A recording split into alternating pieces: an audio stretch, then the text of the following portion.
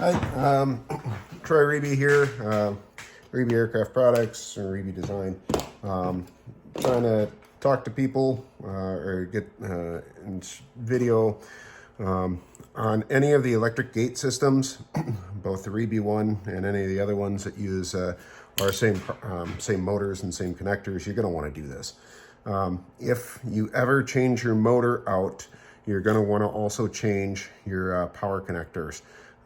These things, we have noticed the contacts will corrode. When they corrode, they won't make good contact.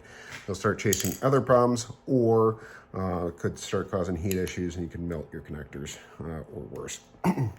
So once you get unplugged, you're just going to use a pry of some sort, pop off the back connector, and all this is a little retaining clip. Come down here, this purple thing pops out, and then you can pull your wires. Since this one's brand new, I'm only going to pull the one. There's a little clip here. You're going to pull out your old one.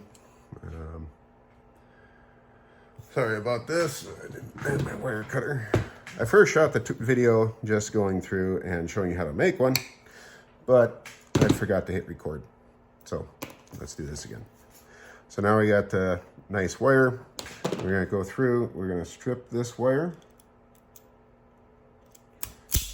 And we want to make sure we got nice shiny connector. If we got chalky green or stuff like that, you want to keep going up the wire, because that's one of the issues we got to fight is when crap gets in here, it starts eating at our wire. The little silicone boot goes on, and then the connector goes on. I use these just to pull these little tabs in so that they fit into the V guides of the tools. This, I think you can see the part number there, IWIS AWG 14 to 10 gauge. This is a nice little crimper for this.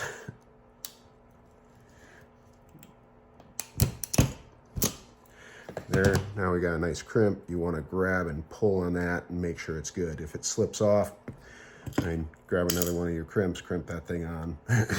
But you want to make sure you got a good crimp there. And this, all that this thing's job is to hold on to the silicone boot, hold that in place. So just make sure that cups down, holds onto that, pull that back, doesn't go anywhere. Now we can go through, we can reinsert this. If we pulled our cap off, we're gonna put it back on.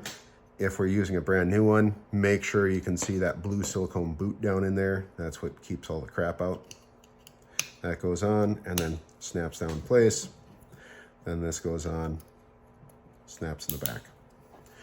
Now your connector's been rebuilt.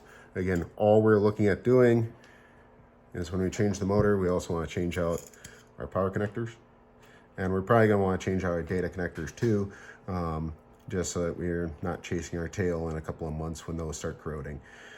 But we definitely need to change out our power connectors. We've had bad grounds chased to these. We've also had bad power. We've also had a melted connector chased to these. So you don't want to do that.